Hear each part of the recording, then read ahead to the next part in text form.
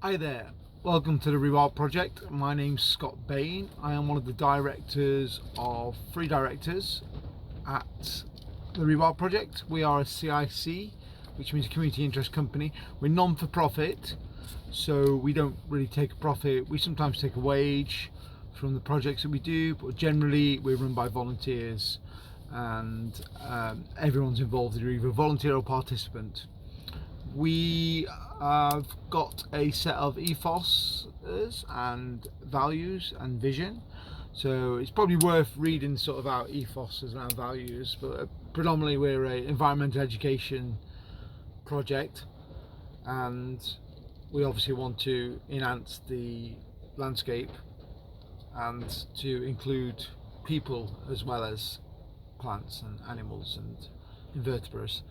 So we are looking to improve landscape with we do partly sort of permaculture approach with regenerative agricultural practices, and we are got many different projects. So I was going to try and list the sort of projects that we're involved with, and then you could possibly see where you could feel that you can fit in and contribute, or just to raise the awareness of what we actually do. I've done this kind of talk many times, and it's probably the first time we've recorded it.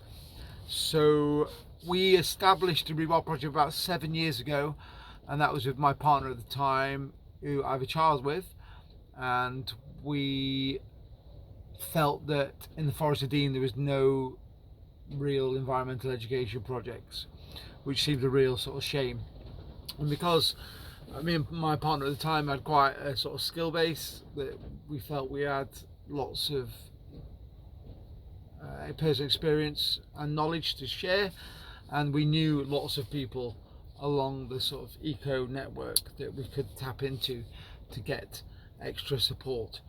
So we focused on several different areas, and the main kind of branches of our project is the heritage handicrafts. So these areas, there's 6 in total, but we're probably most active in 3 of the 6 areas, which you can find on our brochure, which is part of our sort of PDF download on our website. But you can also scroll down and just read what our sort of more of what our organizational structure is.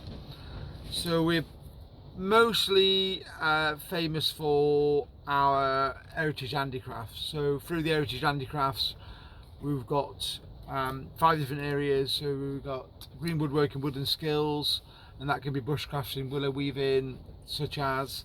And then we can also do blacksmithing, metalwork, traditional organic tanning, and that is usually done in a ethical way. So we make use of waste through hunting waste, roadkill, food system waste. There's a lot of waste out there. And then we also practice with textiles, so that can be anything from knitting, crocheting, weaving, natural dyeing. And then we also do ceramics, which is we try and sort of base it locally. So our ceramicists or potters try and collect local clay to make use of the local clay, and they're kind of our 5 main areas. But we generally try to accept any type of handicrafts, and we have a community craft centre at Kensley Sheds, which is near the stained glass window on the sculpture trail of the Forest of Dean, and it's next to Walgreen Lake as well. So it's a nice place to sort of visit, go for a walk around the lake. And we usually have our sort of volunteer open days, and Tuesdays we do a tanning Tuesday, Wednesdays, which is always a regular one, which is Woody Wednesdays, so we do green woodworking and woodland projects. Thursdays usually our general volunteer day, and then Friday is our forestry day. So that kind of leads me on to another side that we do, is that we use that as our base, Kensley Sheds, for it's been like eco refurbed. It's a really nice space, and it is our base for most of our workshops, so we don't have to pay out to rent a venue, so we can use our own venue. That venue is also available to rent as well, or under the name of the Rewild project you can get access to it, and we try to run it basically as free as possible or as affordable as possible. So the workshops we do run, we have funding. We've had funding for 2.5, 3 years, sort of getting on 4 years now. It's a 5-year funding set from the Foresters Forest, which is also based with, it's a sort of a collaboration with the Forestry England, also used to be known as Forest Commission, and the sheds are leased from the Forestry England on a licence, and from that space we deliver 8 workshops a year under Heritage Craft Skills, which is fully funded. So we offer them usually like £20 a ticket, all free. It's usually a sliding scale, you can pay more and you can pay less. And then we also run a set of 8 workshops a year that are fully funded under edible forest skills.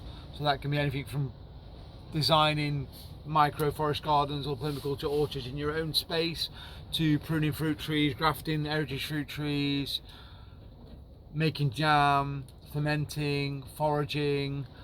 Yeah, we have lots of sort of subjects that fall under that as well. And that kind of leads us on to the edible side. Is that we're also well known for our community growing projects. So the community projects we've been involved with, Burial Community Orchard, which we helped facilitate with the design of it, consulting them, helped them implement the design, help them maintain it, and we kind of leave them to harvest it as well. And they also maintain it themselves as well. They're a great one. We also got an award from the CPRE, Campaign for Protection of Rural England, for that orchard, kind of based on the permaculture principles. So it's a different kind of approach to orchards, and it's a lot more mixed, and it's sort of organic best practice approached. So we've also done some work up at Angus Buchanan, which is Colford Recreation Ground, and we worked with Glasgow College to install a hedge with Sarah Cheese, who's amazing, and then Tom Cousins, we helped out planting 1,000 coppice woodland trees, a new one, and we also helped set up the orchard that is at Angus Buchanan too, and helping them put up the outdoor learning space as a shipping container that can double up as the workshop space. So we've also done some work with the Orchard Trust and built a sensory garden at Sevenoaks, which is next door to Bury. I forgot the name of it now. The one on Lord's Hill. And so we also have done work with Village Veg, which is probably around Bream, that we've started. That's quite a new one, and that was installing a raised bed on people's garden and then supporting them growing. So if they were new to growing, we tried to support them as much as we could. And then we were looking with Village Veg as well to work in collaboration with other grassroots environmental organisations in the Forest of Dean to establish or design, or back to the start, consult, design, implement and maintain orchards and community gardens within the Forest of Dean. With them, they wanted to sort of they're keen to do more of that, and we also are quite keen. And then we're also with Growing Futures, which we were working at St. White's School just until the COVID, to try not to mention the word COVID. We helped set up the veg growing system there and put in a permaculture orchard and put some other edible trees in their landscape.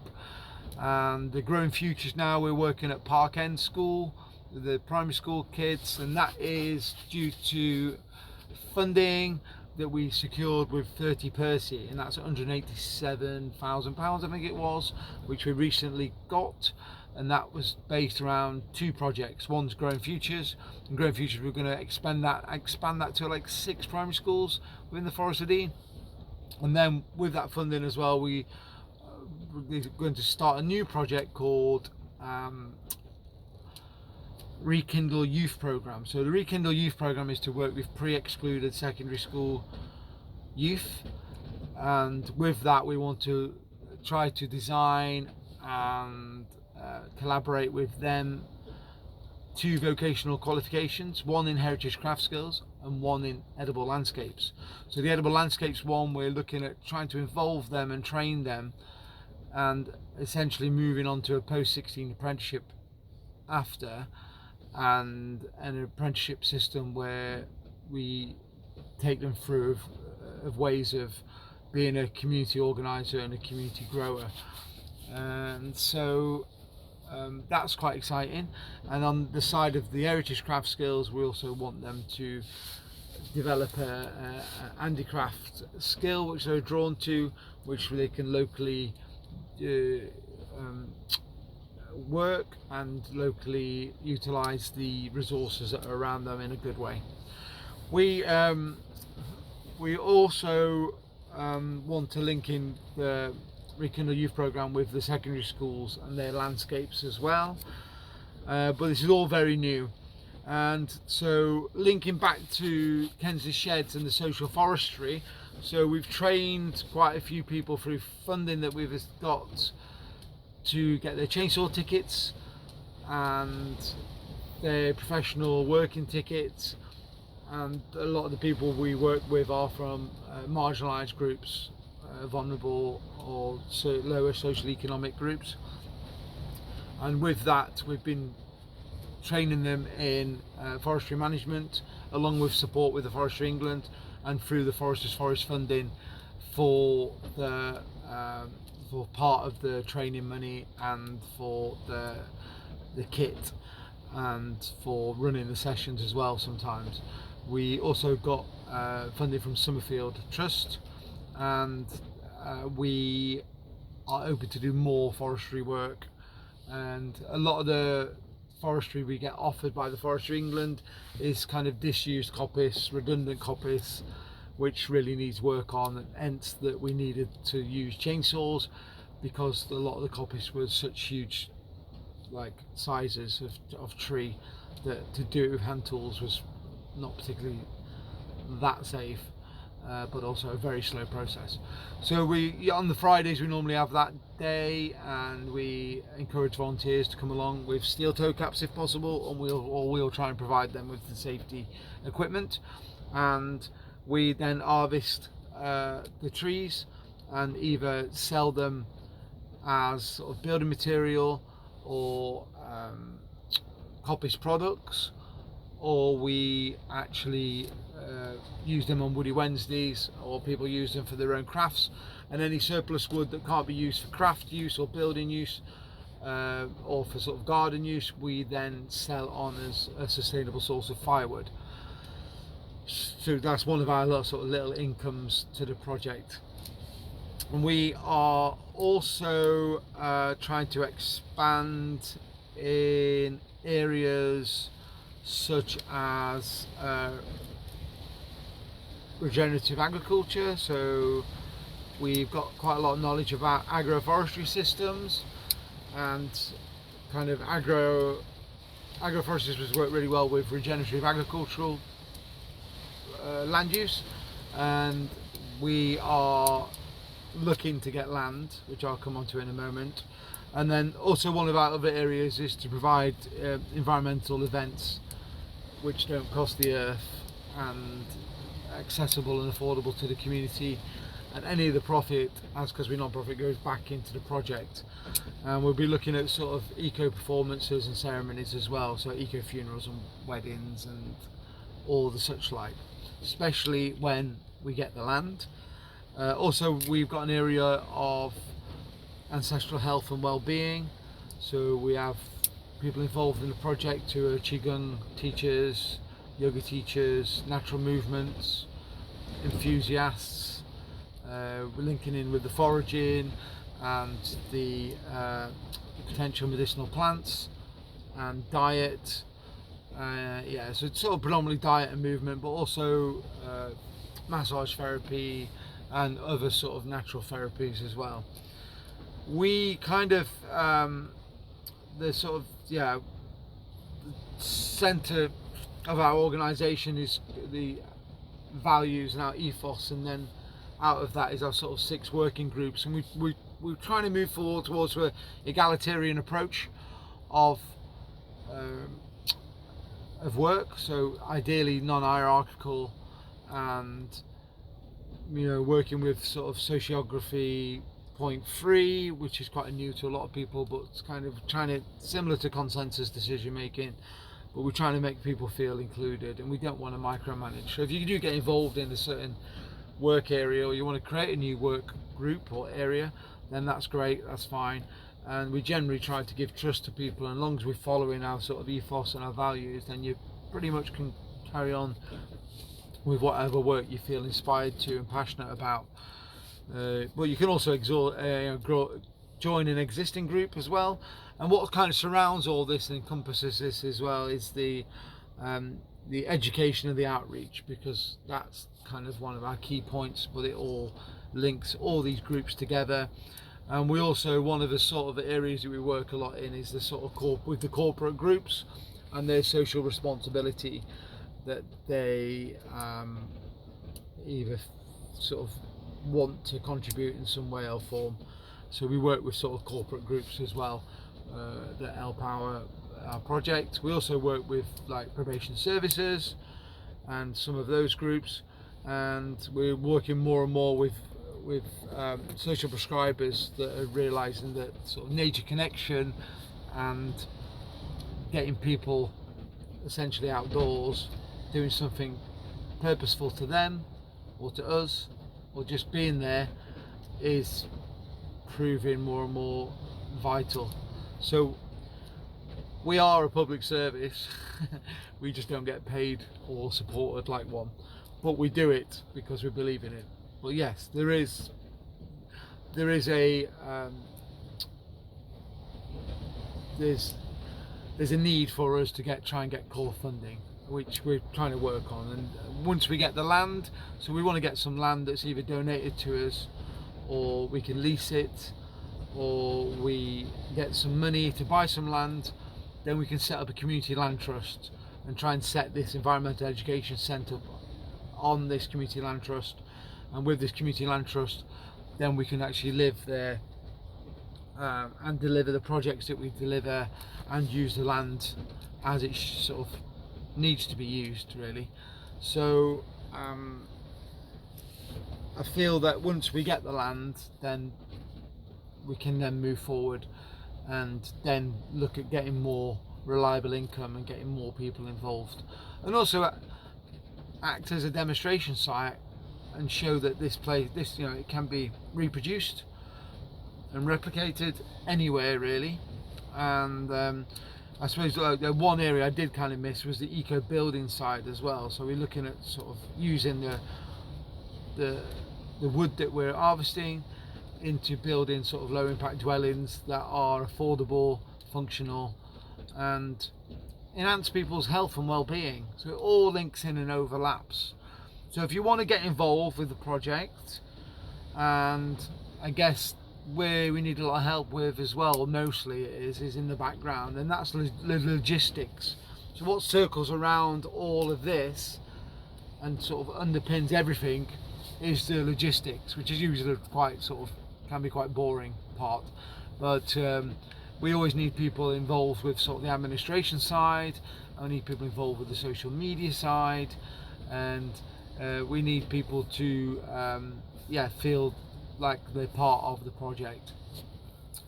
There's only so much we can do on our own, and I think it involves all of us, this does. And if we don't sort of work from a place of mutual aid and solidarity and cooperation, then we're pretty doomed. But anyway, so be it. And I look forward to hearing from you, and sign up if you haven't already signed up to the newsletter. We're trying to get a bit more on that and trying to build up our communication. And we've got lots of exciting projects happening, and we've got lots of other potential exciting projects in the pipeline, usually depending on funding. But once we've got some projects established, they can then be sort of self-sustaining and can run themselves. So I look forward to hearing you, hopefully meeting you in person.